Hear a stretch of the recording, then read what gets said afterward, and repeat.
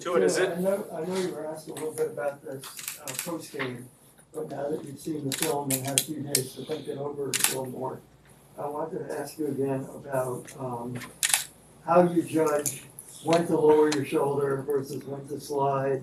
How much is a risk reward kind of thing coming into play as those plays are developing? Yeah, looked at it. Obviously, had my coaches telling me we don't ever want you to do this.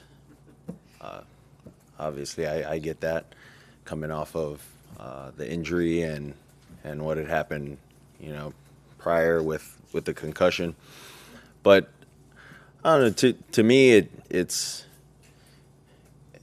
football. I mean, you go out there and, like, for me, I can see the first down in instances and want to do all that I can to go and get it. But I don't know. It's football. I want to be able to continue making plays that I feel can contribute to moving the chains and helping our team. So whatever it takes for me. But then again, I'm going to tell you, I got to slide. I got to do all of that. But instinctively, it's I don't know. It's weird. It's like a weird competitive thing. How much can a second game back kind of make a difference for somebody that's time? Just having that one game to do better than going back out second time. Yeah, I think you start to get into a rhythm again. And you start to get back into how your routine was. Coming off of the first week to the second week, and then staying in that rhythm of doing things. So I think it'll help a lot. So there was a moment in a pre-game NBC interview that you did where you were talking about how, like, when you were first kind of being exposed to criticism in Alabama after the national championship loss to Clemson, and you said that you had spoken to like a mind coach or somebody. I was curious if you still speak to somebody to kind of work on that, and if not, what have you taken from that moment, that time that you still keep with yourself now? Yeah, of course. I definitely have someone that I speak to, and we have a routine of the times I talk to him, the days that I talk to him, and things like that. But a lot of that has helped me, going through this entire process for myself, and it's kind of helped because a lot of the things that me and the person that I kind of have in my corner talk about is a lot of the things that Mike sort of reiterates, and Mike doesn't even know who the guy is that I talk to. So, I think that's cool, and it helps me work on things that I need to work on in that sense. So, Tua, when you look at the first drive on Sunday, how do you recreate that magic throughout the game this week? Well, every game is different. We like to. Like our saying is, every play stands on its own merit. We like to think the same for every game. We understand that, they're a really good team.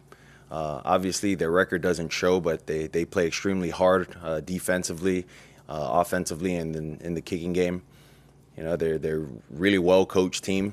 And I'm speaking defensively, like they play really hard. They're well coached. They run a variety of things that can confuse quarterbacks. So we'll have to be prepared going up against these guys. So what have you seen from the Lions defense from a couple of days of film study? Yeah, I mean, they got their first round draft pick who's really looking comfortable, kind of fitting into their defensive scheme. We've seen some things that they do really well, and we're trying to nitpick on things that they don't to try to give us an advantage, in this game. But they really well. Jeff Okudah, I mean, really good corner.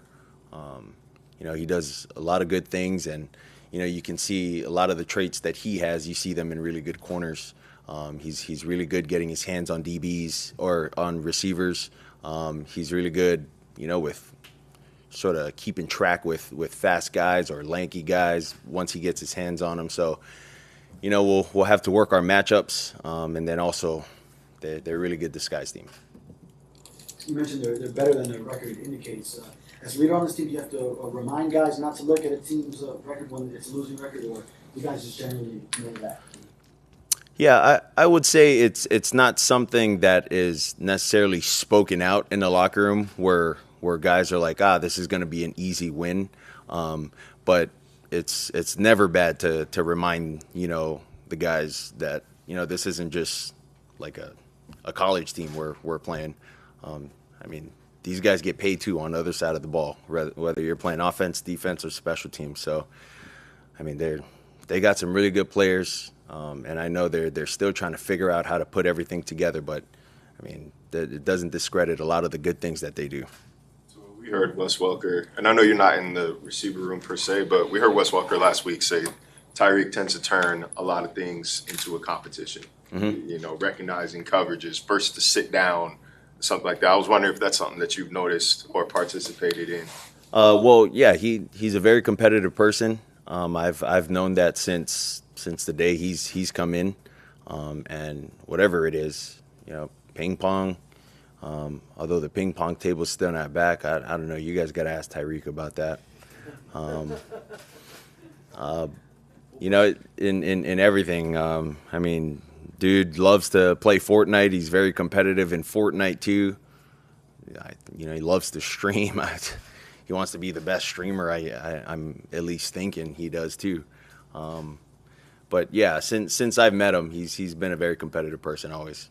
Tua, you guys are doing really well when you look at numbers like yards per play, yards per game, but the points per game aren't matching up with the other two stats I cited. Where's the disconnect? What do you guys have to do better to get the points per game where you want it to be? Yeah, I think we got to finish drives.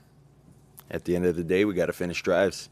We can march down the field to the 10-yard line and kick field goals every time, or we can march to the 30 and kick field goals every time. But that doesn't matter if we don't, if we're not able to finish, and put the ball in the end zone. So. That's something that we definitely got to hone in on, and we got to get better with as far as communicating, executing, and things like that. Tua, we learned today about Brandon Jones' injury.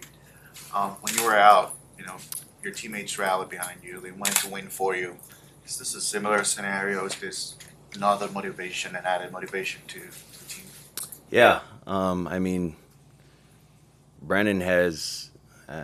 I don't know how many of you guys talked to him, but Brandon has a pretty big impact, on that defense. And outside of, his impact on the defense, dudes love being around this guy. Whether it's been on the ping pong table or just, having a chat with this guy, like guys rally around him. He's a really good guy. He'll definitely be missed, but for me, that's my boy. His locker's next to mine, so that's my guy. And it sucks to see that. Sucks to see him go through that, and his family have to go through that with him as well.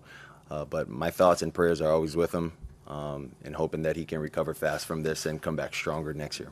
Your lineman was up there, keep you clean on Sunday night. What you like about the protection?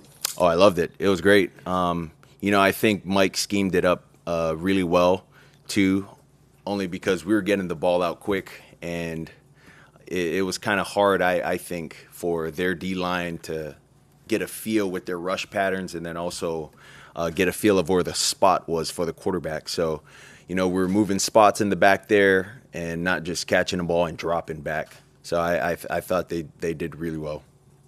Thank you, guys. Thank you.